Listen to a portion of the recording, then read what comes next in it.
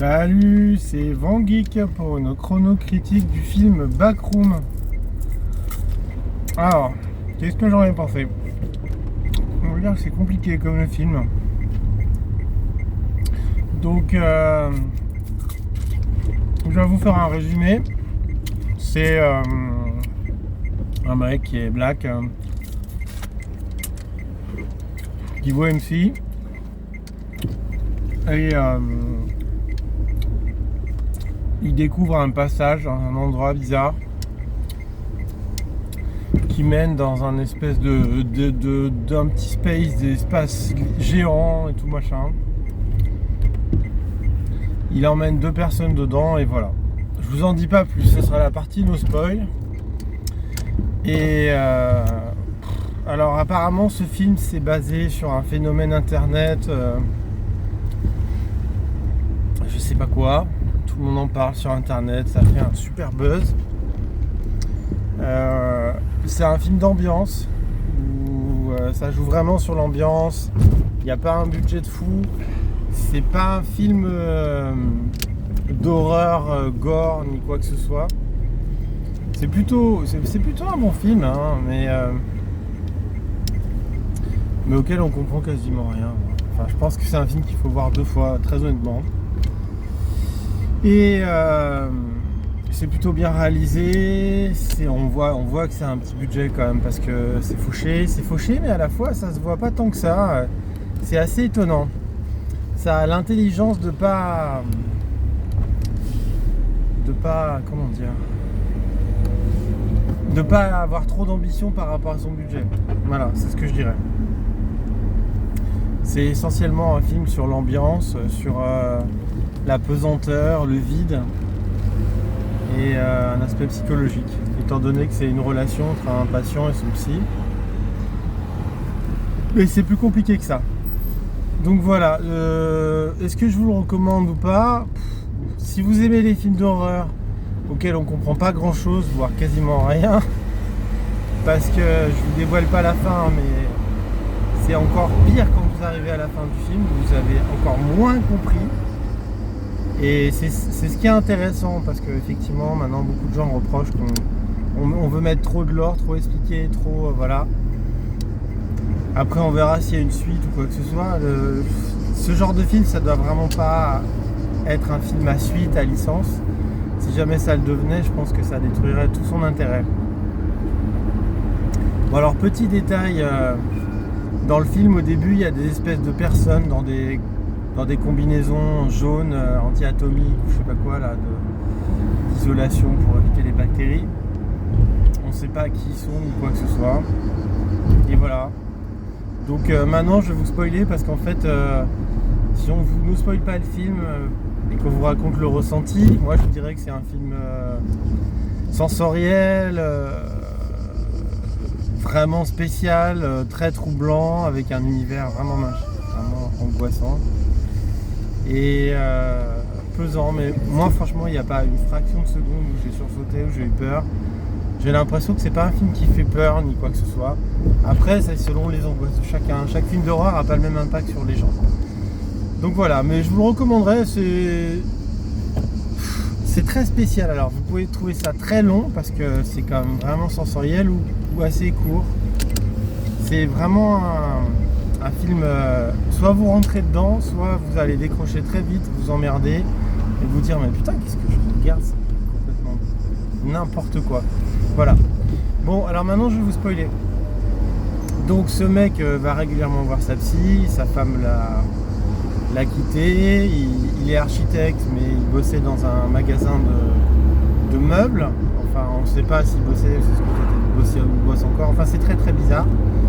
Et il se retrouve à passer une espèce de traverser un mur où il y a une dimension où tout est vide à l'intérieur. Donc il en parle à 2 amis, un couple, une fille et un garçon. Ils partent avec lui pour explorer cet endroit parce qu'il a commencé à faire une carte, il est fasciné par le lieu. Et le garçon se fait tuer, se fait bouffer par quelque chose, on ne sait pas quoi. Et la fille elle disparaît, voilà. Et ensuite sa psy se retrouve à traverser le mur qui l'emmène dans cette espèce de lieu où c'est que des murs jaunes, vides, avec il y a des personnages avec des visages décalés. Enfin, c'est très très spécial, hein, c'est vraiment spécial. Et elle retrouve son patient, ce mec black, voilà. Et il la ligote et il commence à lui dire qu'il aime ce lieu et tout machin. Et elle lui dit que de toute façon, s'il aime être seul et tout ça, c'est pas un problème, tout ça machin. Que de toute façon, si sa femme est partie, c'est parce qu'il passait son temps à pleurnicher sur lui-même. Ouais, sympa la petite. Et là après il y a une espèce de personnage monstrueux, pas très monstrueux en fait, une espèce de grosse marionnette de lui-même qui arrive, qui rentre et qui va vers lui et qui lui dit non, ne t'inquiète pas, c'est pas un problème, la psy c'est pas un problème, parce qu'il commence à la détacher et elle se libère d'ailleurs. Si on est comme ça, c'est juste que c'est nous. Alors va comprendre exactement le sens de tout ça. Et cette créature après poursuit la psy. Elle poursuit la psy et la psy arrive à se faufiler dans un espèce de mur, deux murs très interstices, très petits. Il y a les personnes en combinaison jaune antibactérie qui la récupère. Elle se réveille et là elle se retrouve assise dans un endroit où il y a